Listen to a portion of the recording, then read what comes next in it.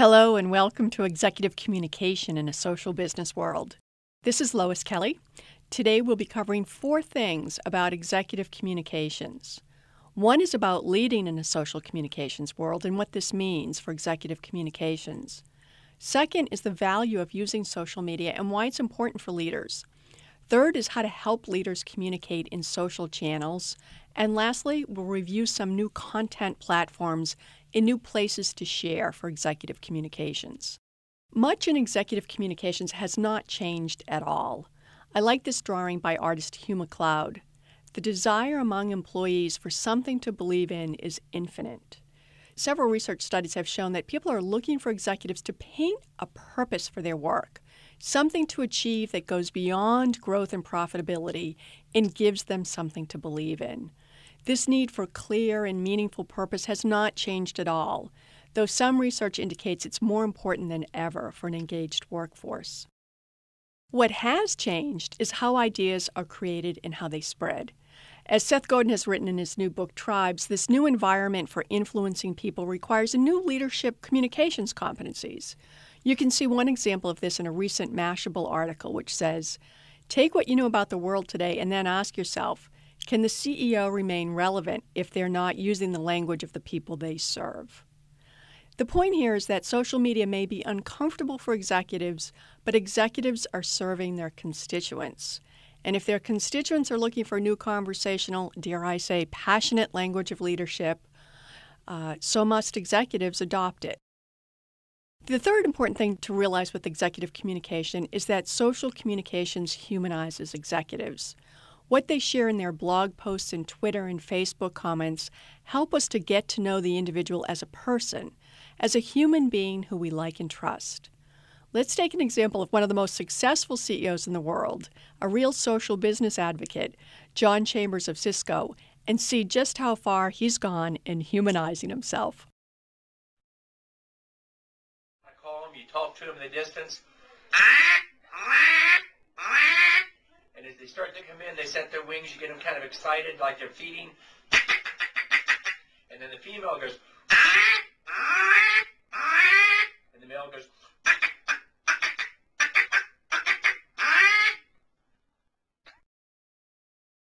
The next 2 slides talk about the leadership value of social communications.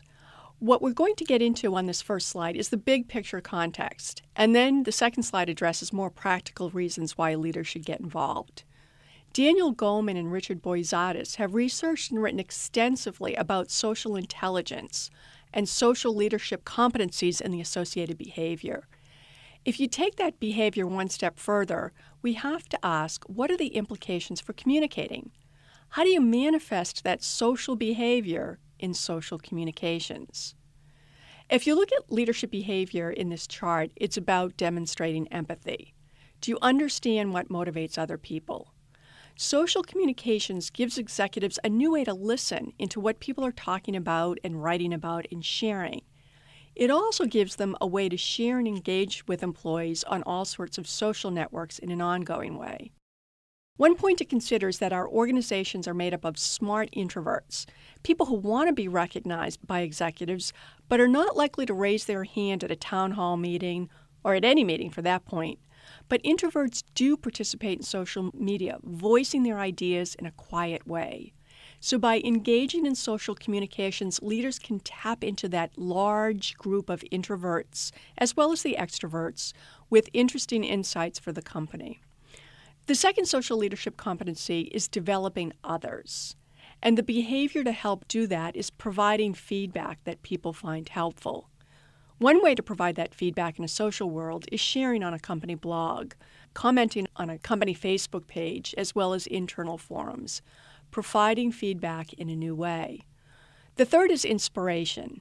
Do you articulate a compelling vision and build group pride and foster a positive emotional tone with your teams? Boyatzis has done a lot of interesting neuroscience research and has found that positive emotions are contagious. And an executive's positive communications approach opens people up to listening and understanding. So by engaging in social communications places in a positive way with a positive tone, executives can really begin to affect the culture and openness of an organization. The fourth social leadership competency is teamwork. Do you solicit input from everyone on the team? This is not always easy to do, but social communications makes it easier. It's not the ultimate solution, but it's a richer, more meaningful way to get feedback on an ongoing basis. So while leadership behavior and emotional intelligence are not new, social communications is opening up ways for leaders to live and tap into that social behavior. So that's the big picture of social communications for leadership. Now here are some practical reasons for getting involved. One is to support company initiatives. Consider the I Am FedEx Facebook page, where people are participating and sharing. This is a perfect place for executives to get involved as well, showing that they care about what people are saying. But if an executive has no Facebook profile, how can she or he be involved? Occasionally reading what people are talking about and providing a comment is a way to engage with thousands of FedEx team members. The second reason to get involved in social media is to appeal to Gen Y talent and show that you're a company that gets it. If you're trying to attract this talent and keep Gen Y talent, but you're working in old-fashioned ways, you're sending a mixed message. Third reason is to develop and manage reputation. Engaging in social media helps you develop a much larger network of relationships and show your company values, live those values, build equity in relationships, and really show how deeply involved FedEx executives are, not just in FedEx's business, but in industry and corporate reputation issues. Another reason to be social media literate is to be seen as relevant when you're speaking at conferences. What goes on at conferences now is that people are tweeting as people are speaking, and they want to have a Twitter handle for the executive who's speaking. So if they reference that person, people can go and look up that person's profile. It's a way to get to know an executive in a richer way than the standard bio. So people sort of expect that you're on Facebook, and they expect you to have a Twitter profile. So to communicate in this new world, executives need to step back and think about, what's my point of view? What professional area am I most interested in? What would I like to change or improve in business? This gives an executive a clear platform of something to talk about or to be known for. Of course, you can communicate without having a platform or point of view, but having one will help you focus your communications in this cluttered world. You know, having a point of view, what you believe in, what you stand for, what you're trying to change, is very helpful in making it easier and more interesting for an executive to engage in a regular way in social media. One of the things that I hear from CEOs all over the world is, I don't have the time. I just don't have the time. So the question is, how do you make time? I would say that communicating in social channels requires about 15 minutes a day. It's as important as email, and it's something where it's all about getting into the habit of doing it. Just as you check email, check into the important social networks. So here are some fundamentals for every executive. One is to have a complete profile on all the most important social networks, especially internal forums and communities. So if I Am FedEx and other Facebook channels are important, an executive needs a profile on Facebook so they can participate in those channels. The second is to read and comment on those social channels that are especially important and well-read, either to your employees or customers or other groups you're trying to engage and influence. Third is to share your views and insights in those social channels.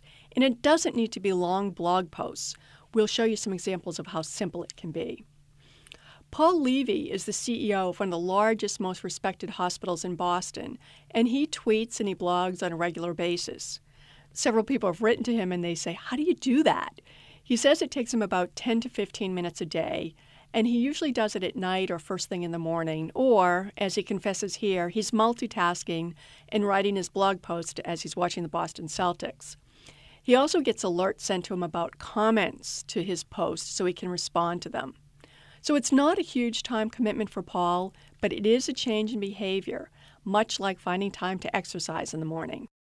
So the first step is having a social profile on the most popular social networks, LinkedIn, Facebook, Twitter. The LinkedIn profile is more similar to a resume. Facebook is almost like a yearbook where you're sharing photos and interests. And Twitter is like a 30-second elevator pitch about yourself with a photo. Let me give you some examples. Here's a social profile and persona for the Senior Vice President of Corporate Communications at Monster. You can see that she has her name, where she lives, the company website, what she does, and then just a little bit of personal information. That's all a Twitter profile needs to be: who you are, what you do, and some personal bit that humanizes you. Here's a profile from an executive at Staples. On his profile, he has that he's in public relations, the name of the company, and what some of his interests are. It's that simple. Once you have your profile set up, the next step is to follow people who are of interest. It might be people in the company, it might be people from professional associations, it might be competitors, journalists, or NGO thought leaders. One way to begin to follow people on Twitter, as you can see in this illustration, is to begin to follow people, and then Twitter has a feature that provides suggestions for you on other people you might want to follow, sort of like Netflix for Twitter. On Facebook, you can send a request to people and begin to follow those people. People will probably also send requests to you, wanting to follow you. And what's important to remember is that you can control how much to share with people, and you can set up your privacy controls so you can approve who you allow to follow you or not. Some people allow anyone to follow them, just like allowing anyone to read your newsroom page on your website, and others choose to approve people selectively. That's your choice. One way to keep track and be part of conversations on Twitter is to use a tool called TweetDeck. TweetDeck has a number of columns that you can set up, so you can read what people you're following are saying. You can read what people are saying about you. You could even read what people are saying about FedEx. If you look at this graphic, you'll see the column with the hashtag, which is what people are tweeting about a conference. If you want to follow what's being covered in a conference or what was just covered, you can put in that hashtag in search and do a follow of what's being tweeted about the conference. So TweetDeck is a handy little tool to keep track of a lot of information and provides an easy way to respond to a number of conversations. The other way of staying connected is to really focus on those FedEx channels. Right now on this screen I have I Am FedEx. Take a quick look in the morning, and if there's something relevant, post a comment. You don't have to do it every day, but maybe once a week. It really shows that you as an executive, that you're engaged and interested in the people, in the issues connected with the company.